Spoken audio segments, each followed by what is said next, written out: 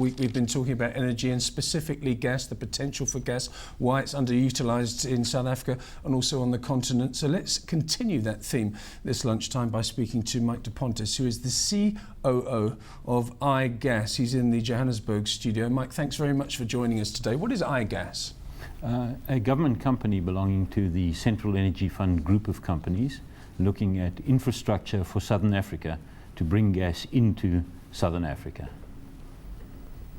I'm just looking at the mandates you've got here, and I'm just reading it from the press release that you kindly sent us earlier on. It says the mandate of this company, your company iGas, is to enter into joint ventures for gas transmission pipelines and related projects using sound business principles. Maybe expand on that first mandate if you would.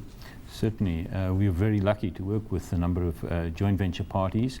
First of all, Sasol Gas and the Mozambican government to build the gas pipeline that is taking gas from the Pande to Mani fields and bringing it into South Africa.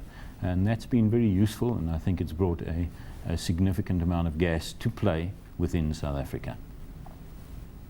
Number two, advance the energy goals as set out by the government. I mean, that's a fairly sort of broad and almost woolly statement. What are the energy goals? Obviously, diversification and security of supply, I suppose. Diversification, security of supply, as well as being environmentally friendly. So in burning gas, you are still emitting CO2, but you're emitting less than you would if you were burning coal.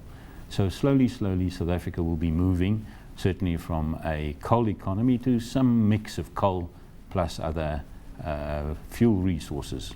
Gas is one of them.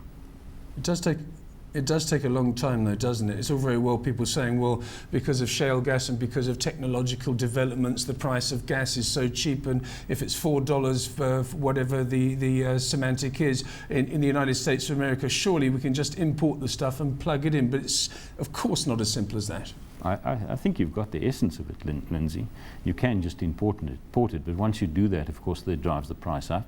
And this is, in fact, what's happening in Africa, because you're finding the gas, you have to find markets. And Mozambique has been a seismic shift, I think, in the last 3 or 4 years, where a very significant amount of gas has been found. Now the question is, what do you do with it? So you turn that gas into something sellable, which is liquefied natural gas, which you can transport. And the highest paying markets in the world today are East Asia and attracting a lot of gas. And in fact, even the United States is looking to do the same thing, ship their gas out to East Asia, which is the highest paying market. And Mozambique will do exactly the same.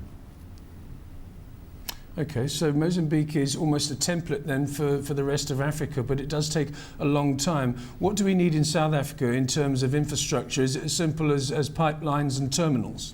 That's correct, yes, but the important issue to make it work is you have to have the right price. And what's been happening in the last 5 or 6 years is you've had a differentiation of markets. Within the United States, the shale gas boom, and that's exactly what it's been, has dropped the price and of course advantaged the United States, and you'd expect that to go to industry, certainly to households for warming. And the other markets are East Asia, specifically Japan, because of their decommissioning of some of the, a majority of their nuclear reactors, and they need energy, so they've been attracting LNG into that particular market. And India's growth, South Korea's growth, and China's growth allows for export of LNG into those countries. This is the most startling part of the press release that you sent us. It says here, gas discoveries in and around Africa, Mike, indicate that the continent could emerge as the 4th major supply base for liquefied natural gas, LNG, after the Middle East, Australia and the US. That's quite a projection.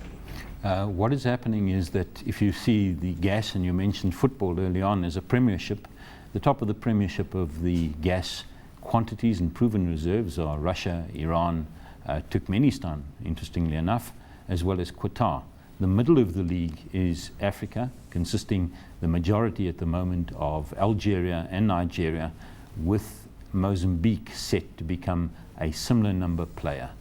And because of the availability of the resources, those 3 countries are exporting, the 2 countries are exporting now to Europe and to the Far East, and Mozambique will join that particular club.